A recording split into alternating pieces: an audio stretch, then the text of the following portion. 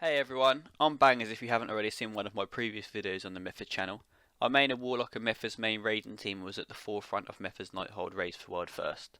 I've had a lot of requests over the past few weeks and months to put together a destruction guide to help you all out. This obviously destruction guide will help cater for both novices who haven't really played the class before and also people who are quite experienced with destruction, just to see if we can help you out with anything little, as obviously every little bit counts. So let's jump in guys. Okay guys, so what we're going to talk about next then is legendaries, our favourite topic. So, what I'm going to do then guys is I'm going to talk about which legendary does what, and then we're going to put it into a scenario of which is best for single target, cleave, mythic plus, etc. So, the first legendary we're going to talk about is Lessons of Space Time. What this does is increases all of your damage by 10% whilst your dimensional rifts are active. This is obviously one of the strongest legendaries for single target and performs very well. Next, we have Spheratory of Souls. This gives our fire spells a 10% chance to generate a soul shard, which is pretty strong in every situation. If you have this legendary, you pretty much always have it equipped. Then we have Sindori Spite, which is actually one of the second best legendaries, which you have to get from Demonology spec. This causes you and your minions to deal 15% increased damage for 25 seconds after casting Summon Doomguard or Summon Infernal. This is obviously really strong because it gives you another burst CD, especially for progress and things like that, and it is very good for single target. Then we have the Odar Shawl of Ymjar, which is the cape. This causes enemies marked by Havoc to take 8% increased damage from your single target spells. This can obviously be very strong if you are taking full advantage of Wreak Havoc. If you've got a good cleave fight, a bit like obviously the old Dragons of Nightmare in Emerald Nightmare, this was obviously a really good cloak. Then you've got the Bracers Magistrike Restaurants, which gives Chaos Bolt a 20% chance to strike an additional enemy within 30 yards. Very good legendary, especially on cleave fights, or anything like that, Mythic Plus, all them sort of things. Then you've got the Alephis Pyrogenics, which causes enemies affected by rain of fire to take 10% increased damage from fire spells. This is not really that good legendary, try and not proc this one.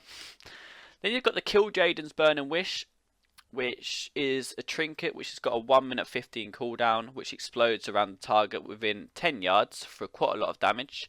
Can be a very strong trinket if used at a good time, and on like burst effect. However, obviously it does take up a trinket slot, which can obviously be valuable for most classes. So yeah, it sort of loses its value in that sort of aspect, but it is still a good legendary if used properly. So what we're going to do then is we're going to talk about the best single target combination, and then we're going to talk about the best cleave combination. So, the best single target combination, you want to be running the Feretory of Souls, which is the Waste, and Sindori Spite. Obviously, a lot of Destruction Warlocks won't have Sindori Spite unless they've adventured into the Demonology spec. So, you can also use the Lessons of Space Time, which are the Shoulders. They're also very strong for single target. The best cleave combination is the Feretory of Souls and the Magistrike Restaurants, or Restraints, however you'd like to say it. This is obviously the best cleave combination, and the best mythic plus combinations probably the Killjaden's Burning Wish and the Feretory of Souls, or the Magistrike Restraints again. So these sort of legendaries are obviously very good in different situations, but the most noticeable and best for destruction is the Feretory of Souls. So definitely try to get your hands on that one, guys. Okay, so let's get into the stat priority and the best race for Destruction Warlock then. So at number 1 it's Intellect. Number 2 is Haste. Number 3 is Critical Strike. Number 4 is Versatility. And number 5 is Mastery. So as you can see on my own gear here, my haste is at 29%. This is just a little bit too low. You really want at least 30% or above. However, my gear's not the best optimized. Critical strike, I've got 17%. Yet again, you want about 20% if possible. It helps a lot of your Chaos Bolt damage, etc. Then we've got Mastery, which I've got 59%. This is not too bad. I mean, you want about 50 plus. Mastery is not too bad. I know it is your worst stat, but it has times where it is still pretty good. And then we've got Versatility, which I have 11%. Basically, ideally in the ideal world, I'd lose a lot of that versatility and put it into my haste and crit.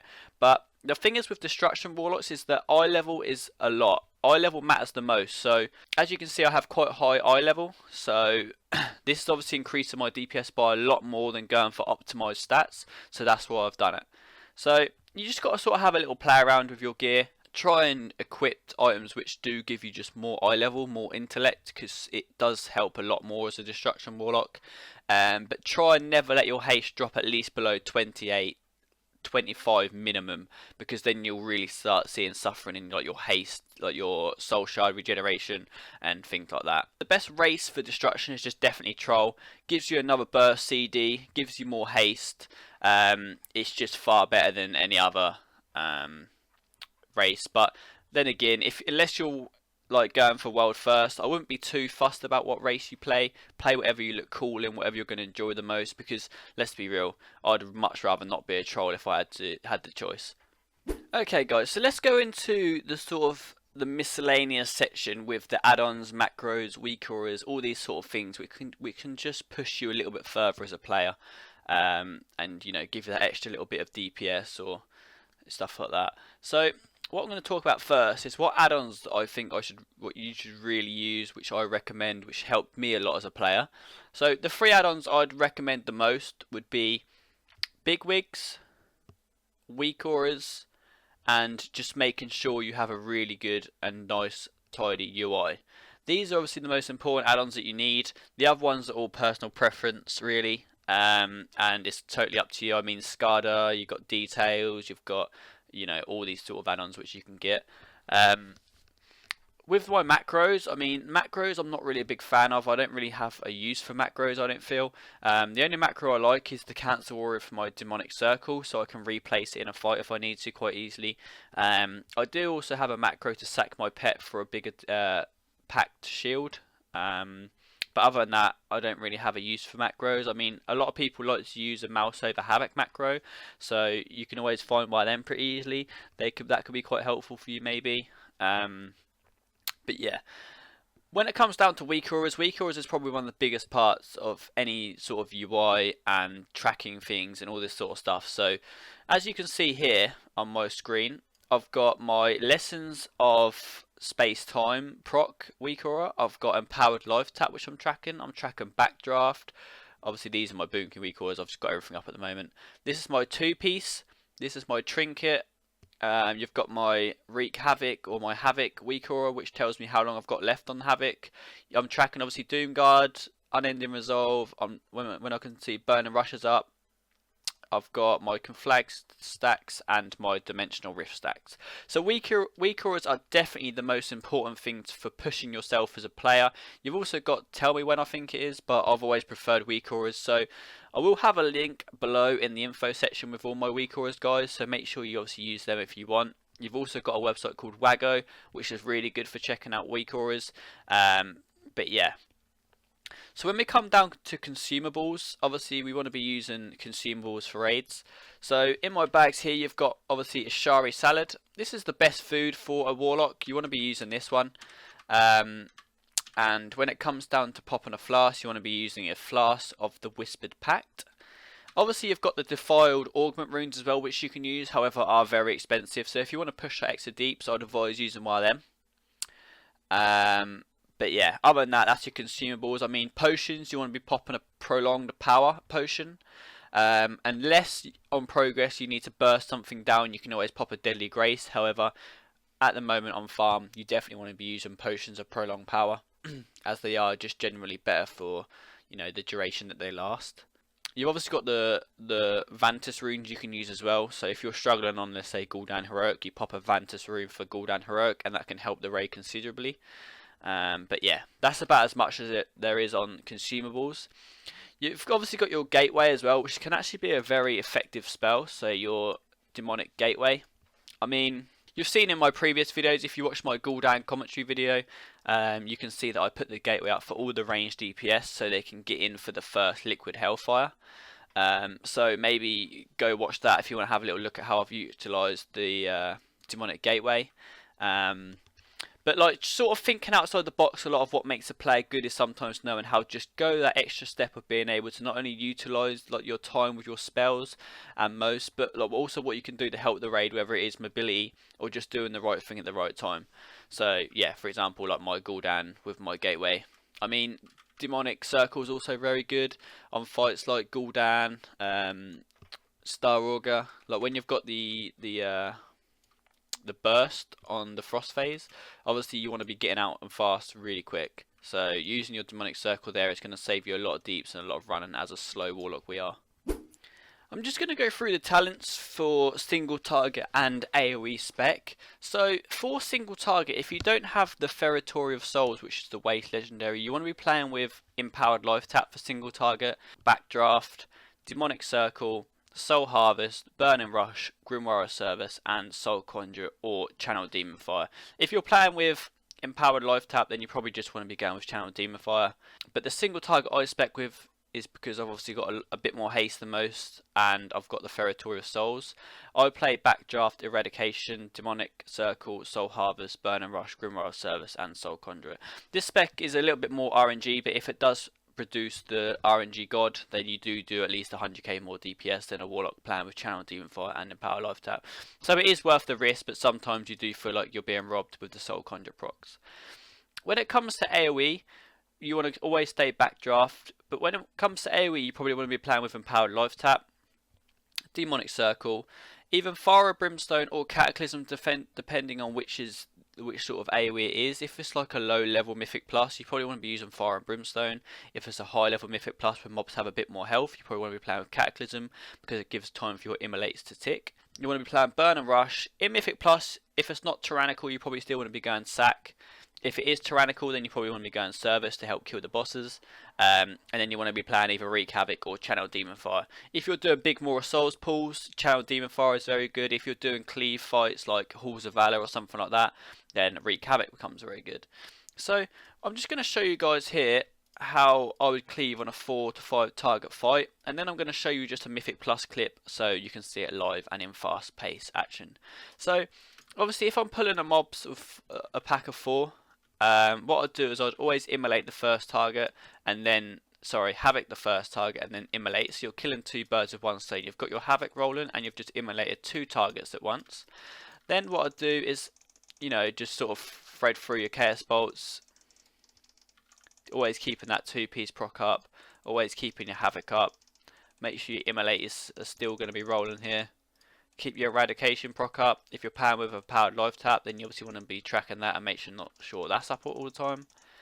But yeah, I mean, cleave as a Warlock is pretty easy. You just never really want to cap your Soul Shards, and if you are capping a lot, obviously with this many immolates up, you're going to have Soul Shards for days.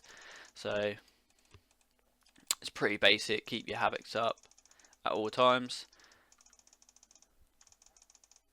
I mean, you've obviously got your CDs down here as well. If you're pulling a pack like this, you want to make sure that you've definitely got 4 big immolates up. Then you would Soul Harvest for a longer Soul Harvest time, which obviously is much more beneficial than just proccing it on one immolate target. But yeah, pretty simple this, guys. You want to be threading through some immolates, some incinerates as well, just so you can definitely keep up your eradication. But yeah, that's pretty much the simple 4 target. I mean, if there was 5 targets and I didn't have the Magic Strike Restaurants, then I'd probably be going with a Rain of Fire on 5 targets. So let's say there was 5 targets here, you'd just be, you know, you'd keep your Havoc up on 1 target at least, just so you can keep your immolates going really easily. Then you'd just be basically Rain of Fire in like this. It's pretty simple. If there's 5 targets, if you didn't have the braces, this is what I'd be doing. And then make sure your immolates, you know, obviously are still up. If you're playing with either Fire and Brimstone, obviously that's a passive, so you just incinerate these whilst you're putting your Rain of Fires down. And if you're playing with Cataclysm, you'd obviously use it on the pull when you pull the pack, which will immolate every mob, so you don't have to do that. Then you just get Rain of Fire in basically. Okay, guys, so now we're just going to have a little look at a Mythic Plus, of which I did, Halls of Valor, and you're just going to be able to watch that and just see it in live action basically. Okay guys, so this is just a little clip from my stream, so I do apologise if it's a bit like, you know, not the best quality. However, it does just show you the basics of what we do here. So Okay, let's get into this. So what you can see is first then, I havoc the first one and get my immolates out. I mean, I could have immolated the middle mob. Maybe I thought it wasn't going to die quick enough, but then I obviously changed my mind and immolate it. But yeah, this is obviously the basic 3-target cleave. Immolate on everything, havoc up on one target, and just chaos bolt cleaving 2 mobs basically. Pretty simple. There's not really much to AoE as a Destruction Warlock. But yeah, as you can see here again, havoc the first mob, then immolate the second mob. Got immolate on both mobs, then I'm just spamming chaos bolts into the mobs basically. Okay guys, so next up what we're going to do is we're just going to go for the single target rotation on a dummy. Just so you've got an idea of what the opening sequence is. And sort of what sort of rotation we've got to follow. I mean, Destruction hasn't really got a set in stone opener which is going to make you do 200k more DPS than the other Destruction Warlock. However, there is just a few priorities that you want to make sure you do. And then after that we'll go through a video of me actually in action on a boss and just basically show you at a fast and live speed. So what I do first is then, obviously you want to sort of be a little bit far away from the boss so your Incinerate has a bit of a travel time on the pool. So at about 3 seconds, let's make sure we've got our imp out here. So at about 3 seconds, what you want to do is you want to use your prolonged power. You want to be precasting and incinerate. So what happens is your incinerate is obviously going to hit the boss. You want to immolate, use your infernal, pop all your CDs here. You want to get 1 chaos bolt out. So the main important thing here is what I don't like, obviously what you want to try and do is you want to try and always maintain your 2-piece proc from your tier 19 set, okay? So obviously you don't want to let your immolate drop off. So here we go, look, we're just keeping up our 2-piece proc at the moment as a support. We would obviously have lust up normally, so this would obviously be a lot easier. But here you go, look. So this is obviously the very basic starts of a Destruction opener. I mean, you want to basically, essentially, you want to precast Incinerate, then you want to immolate, then you want to get out your Infernal. You only want to use your Infernal if you're going to lust on the pool. If you're planning on lusting like 6 or 7 minutes into the fight, you want to start off with your Doom Guard and save your Infernal for when you lust. You then want to pop Soul Harvest and your Grimoire Imp. Then you want to do 1 conflagrate to get that like ticking, so it's, you know, not sitting there with 3 stacks.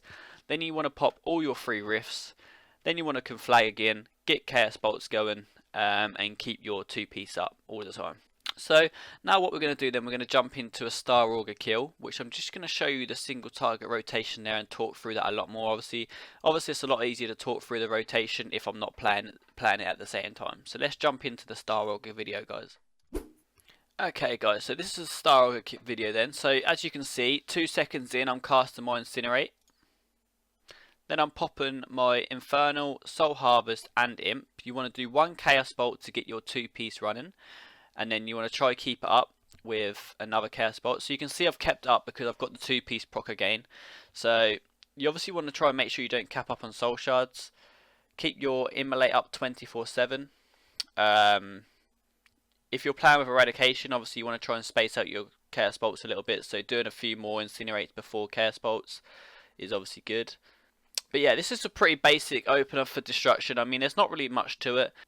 Get a lucky proc here with my Trinket. Obviously this helps a lot. This Trinket's pretty insane for Destruction Warlock if it procs enough or at the right times. But yeah, you want to sort of just keep everything rolling really. Make sure you never drop off Immolate. Make sure you never cap on Soul Shards. Make sure you never cap on Conflags. Make sure you never cap on Dimensional Rifts. This is basically the main thing for Destruction. Don't cap on things. And then you should see your DPS rise quite a lot, to be honest. If you have got the 2-piece for Destruction, obviously you need to use it properly.